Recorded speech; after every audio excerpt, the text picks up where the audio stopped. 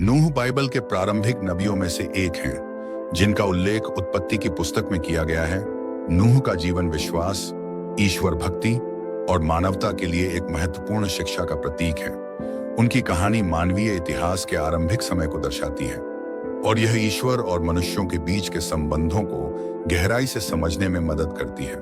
Video में आगे बढ़ने से पहले स्वागत है आपका हमारे YouTube चैनल नियर गॉड पर, जहां हम आपको नबियों, भविष्यवक्ताओं, राजाओं और उन सभी पात्रों का जीवन परिचय देते हैं जो परमेश्वर के साथ चलकर उसकी सेवा करते थे। प्रभु के वचन को गहराई से जानने के लिए सब्सक्राइब करें हमारे YouTube चैनल नियर गॉड को। So let's start the short biography of नोआ।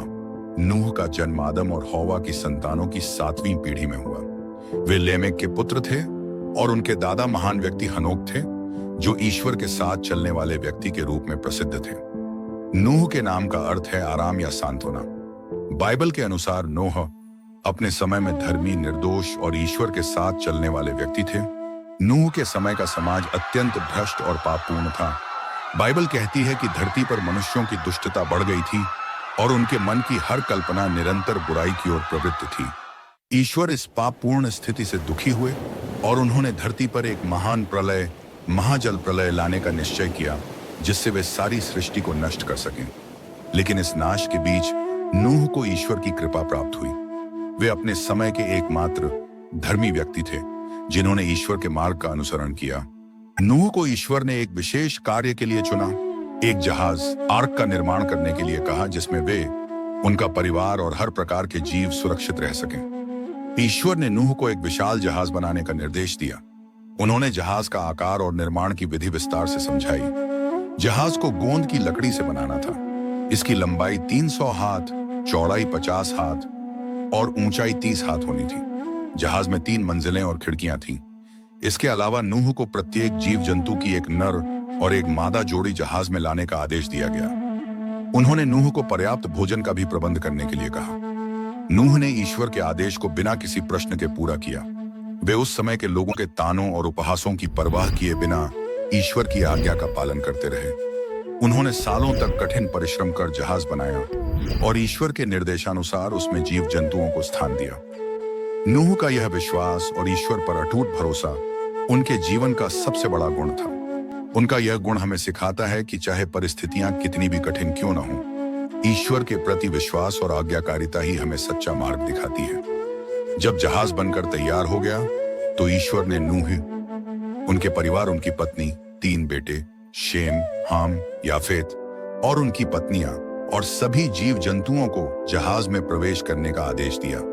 इसके बाद ईश्वर ने जहाज का दरवाजा बंद कर दिया। फिर बारिश शुरू हुई, जो लगातार 40 दिन और 40 रात तक होती रही। इतना पानी गिरा कि पूरी पृथ्वी जल में डूब गई। पर्वतों की चोटियां भी जल के नीचे आ गईं। इस प्रलय में केवल वे ही लोग बच सके जो नूह के जहाज में थे। महाजल प्रलय ने ईश्वर के न्याय और उनके प्रति अवज्ञा के परिणाम को स्पष्ट किया। यह घटना यह भी दर्शाती है कि ईश्वर अपने धर्मी लोगों को बचाने में सक्षम है। प्रलय के समाप्त होने के बाद नूह ने एक कौवा और एक कबूतर को जहाज से छोड़ा ताकि यह पता लगाया जा सके कि पानी उतर चुका है या नहीं। अंततः कबूतर एक जैतून की पत्ती लेकर लौटा, जिससे पता चला कि धरती पर पानी कम हो गया है।